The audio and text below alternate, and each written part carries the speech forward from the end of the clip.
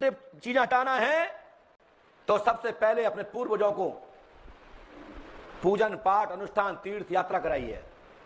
गया जाइए, इलाहाबाद जाइए, चित्रकूट धाम जाइए, अयोध्यानाथ जाइए, काशी विश्वनाथ जाइए, या फिर आप जिस संप्रदाय के हैं अपने गुरुओं के सानिध्य में जाकर के उनके लिए कथा वार्ता वहां की पद्धति का वाचन कराइए, पाठन कराइए और वहां का चरणामृत गंगा जल पीजिए और कहिए पितरों आओ ये प्रसाद स्वीकार करो। तो पितृ जिस दुनिया में होंगे यदि आपको देख पा रहे होंगे तो वहीं से बैठे आपको साधुवाद देंगे, आशीर्वाद देंगे, धन्यवाद देंगे और आपको कहेंगे परमात्मा आपका कल्याण हो। हे ईश्वर, मेरे परिवार में ऐसे ऐसे लोग हैं, हमने भले अच्छे कर्म नहीं कर पाए लेकिन मेरे नीचे वाली पीढ़ी ने मेरा उद्धार करा दिया। परमात्मा मेरी दुआएं इनको लग जाएं, इन पे कृपा होवे तो आप दिन दिन आप फलोगे फूलोगे, उन्नति करोगे। लेकिन पूर्वजों को लजाओ मत, पूर्वजों को नाली में गटर में मत पटको। इससे तो पूर्वज लोग अपनी किस्मत को ठोकेंगे, कहेंगे धिक्कार है मेरे जीवन को, मैं गलत था तभी तो मुझे नरक मिला। और ये तो मेरी एक ऐसी पीढ़ी भाई कि मुझे लेटरिन की गटर में पटक रही है।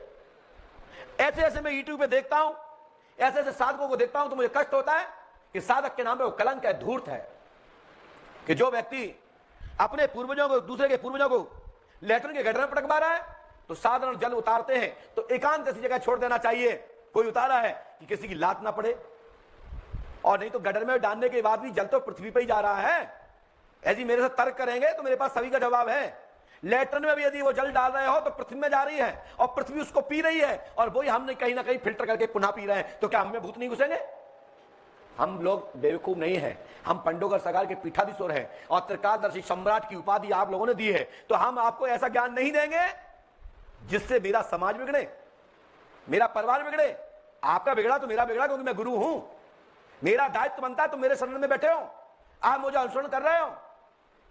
नाव को चलाने वाला मल्लाह बीच में कह दे कि मैं नहीं चला पाऊंगा नाव, तो क्या होगा? मल्लाह तो संगे मल्लाह भी जाएगा, साथ साथ पैसेंजर भी। तो मल्लाह कहता है एक बार हम पार हो ना हो, लेकिन हमने विश्वास में अपने नाव में बैठा रहा है, इसको पार तो कर दूं। हम सब लोग तीर्थ यात्रा जाते हैं, भला ही ड्राइवर कंडक्टर गाड़ी वाला मंदिर जाए ना जाए, लेकिन टिकट कितना काम करता है कि उस मंजिल तक भेज देता है। वो टिकट का काम मेरा, आपने टिकट कटवाया है, मैं आपको वहां तक भेज दूं, मैं दर्शन करने जाऊं या ना जाऊं, लेकिन आपको सही रास्ता दूं जी, मेरा कर्म बनता है। तो पंडोगर सरकार के दरबार में भूत भविष्य वर्तमान का केंद्र है, जिसमें भूतबाधा है, प्रेतबाधा है। तो पंडोगर सरकार का घर बैठे स्मरण कर लेना, भूतबाधा खत्म हो जाएगी, 101% हो जाएगी। लेकिन हमारे सभी साधक गण सुन लें, अच्छे परिवार सुन लें, सात्विक पूजा करने वाले सुन लें, देवगति में जाने के लिए जो इच्छा रखते हैं, परलोक सुधारने की इच्छा रखते हैं, अपने घर में लोहेवान मत जलाना। आपके घर में दूषित आत्माएं घुस जाएंगी। आपके पितर, आपके पुरखे, आपकी बड़ी एनर्जी से एनर्जी टकराने से शक्ति क्षीण होती है। महाभारत देखा हो, रामायण देखा हो, दो तरफ से अस्त्र चलते हैं। जो भारी होता है वो क्रॉस हो जाता है, जो नहीं होता है वो टकराता है। यदि बराबर होता है तो दोनों टकरा के नष्ट हो जाते हैं, जमीन में गिर जाते हैं। उसका नुकसान कैसे होता है? वहां की जमीन को होता है जहां पर वो अस्त्र शस्त्र समापित होते हैं।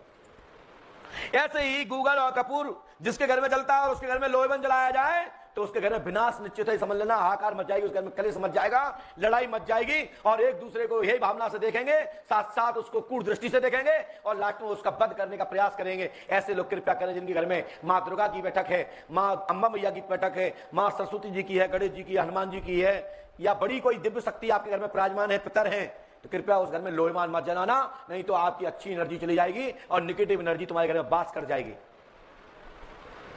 कई लोग झाड़ फूक करने वाले औजार होते हैं, वो तुम्हारे घर में क्यों कराते हैं? वो अपनी माया फैलाने के लिए लोहेवान जलाते हैं, जिससे तुम्हारे अच्छे लोग, ऐसे ही मान लो, मैं उदाहरण देता हूं, कुछ चीजें हम मन से नहीं बोल सकते, मेरी मर्यादा है, हम गुरु हैं। जैसे तुम भोजन कर रहे हो और तुम्हारे सामने कुछ चीज और चीज दिख जाए गंदी, तो आपको क्या होता है? या तो भोजन नहीं करोगे या उल्टी चालू कर दोगे, तय चालू हो जाएगी, वॉमिटिंग चालू हो जाएगी। होती है नहीं होती? अपन क्या कहते हैं, अरे फालतू बात मत करो भाई, भोजन कर लें तो फिर उसके बाद करना। तुम्हारे सामने, तुम्हारे पुरखों के सामने, तुम्हारे अच्छी आत्माओं के सामने, अच्छे दिव्य शक्तियों के सामने गंदी चीज आ गई है, उसकी वो गैस छोड़ी जा रही है, तो भैया जी अभी 2 मिनट के लिए तुम्हारे घर में कोई भी गैस लीक हो जाए, या अपन गाड़ी में बैठे होते हैं कोई फटाक कर देता है, तो हम लोग कांच खोल लेते हैं, कहते हाँ मर गए, और नाक बंद करेंगे, सांस फेंकेंगे। अब बताओ, तुम्हारे घर में ही तुम्हें गैस छोड़ रहा है, फिर क्या होगा भैया बताओ? तुम्हारे अच्छे देवता रह पाएंगे? अच्छे पितृ शक्तियां रह पाएंगी? अच्छी जो आपके ऊपर कृपा करने वाली शक्तियां वो रह पाएंगी? कभी नहीं रह पाएंगी। इससे आपका विनाश होगा। तो पंडोगर सरकार दरबार में मैं भगवान नहीं हूं, हम लिख के दे सकते हैं आपका प्रश्न का उत्तर, उसका विधान। यहां विधान क्या लोग कहते हैं गुरुजी लिख तो देते हैं, समस्या तो बता देते हैं, तुम लड़के के लिए आए उसकी नौकरी लग जाएगी। अरे मूर्खो, मैं आपको कितना समझाऊं। मैं उनके लिए कह रहा हूं जो अपने आप को बहुत बड़े पढ़े लिखे बनते हैं, कहते हैं पंडू का सका बता देते हैं, समस्या का समाधान नहीं बताते। आप लोग मेरा जवाब देना सभी भाइयों। आप आए, आपने कहा महाराज मुझे नौकरी चाहिए। हमने कहा पढ़ो पर्चा में क्या लिखा है। पर्चे में लिखा नौकरी लगेगी, फलाने सन तक लगेगी, फलाने महीने में लगेगी, आशीर्वाद है।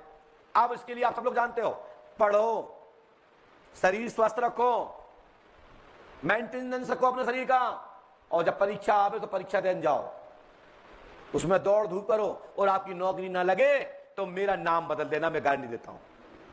कुछ चीजें ऐसी हैं कि मैं बता सकता हूं, कर्म स्वयं करना है। आपने कहा महाराज मेरे बच्चा नहीं है। हमने कहा देखो उसमें लिखा है कि आपका नाम, आपकी संतान नहीं है, बच्चे के लिए आए हैं, फलाने सन में फलाने महीने में आपको गर्भधारण का योग है, परंतु इसके लिए इलाज लेना है या हवन कराना, ये विधि हो गई। शेष हवन करा दो, इलाज ले लो, लेकिन पारिवारिक स्थिति परिस्थिति में आप समावेश नहीं होगे, मेरी मर्यादा शब्दों का ध्यान करना, तो संतान का गर्भधारण कैसे होगा बताइए। सब लोग जानते हैं आशीर्वाद देने से बच्चा आ जाएगा पेट में, उसमें आपको भी मेरा साथ देना है। मेरे बताए अनुसार शुभ क्षणों में आपको परिवार में बच्चों को टाइम देना है, परिवार में फैमिली को टाइम देना है, परिवार में मन लगाना है, और उसके बाद आपको गर्भधारण हो जाएगा, मैं गारंटी देता हूं।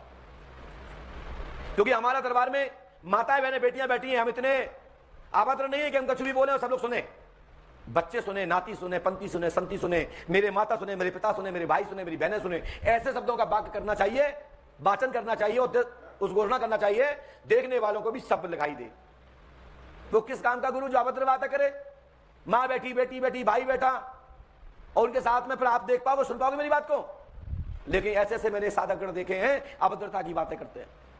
अरे मैं जानता हूं कोई पद्धति होगी, उस पद्धति की क्रिया होगी, विधि होगी, विधान होगा, उसका सिस्टम होगा, मैं मानता हूं, लेकिन मर्यादा तो करो, कौन शब्द किसके सामने बोलना है, किसके सामने नहीं बोलना है।